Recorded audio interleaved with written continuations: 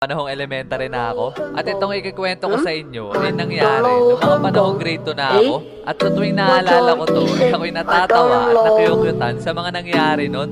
Nasa kalagitnaan kasi kami ng klase nun. Hindi ko natanda kung ano subject ang pinag-aaralan namin. Pero tinuturuan kami ng teacher namin nun na maging mabuti sa kapwa. Katulad ng wag mong gagawin sa iba ang ayaw mong gawin sa'yo. O kaya naman pag may nakita ka naiyak ay kausapin at tulungan mo. Mga ganun yung tinuturo niya sa amin nun. At tandang-tanda ko na focus ako sa pakikinig noong mga panahon na yon.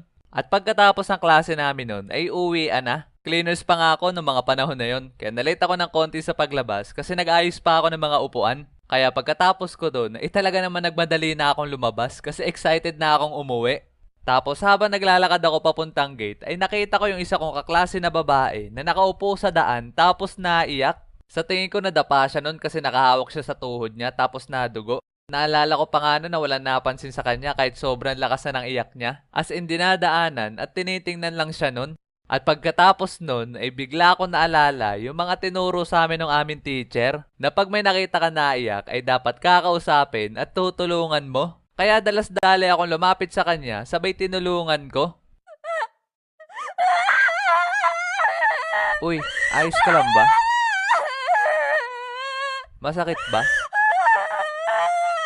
Tahan na ikaw. Tara, tayo ka na dyan. Huwag ka na umiyak.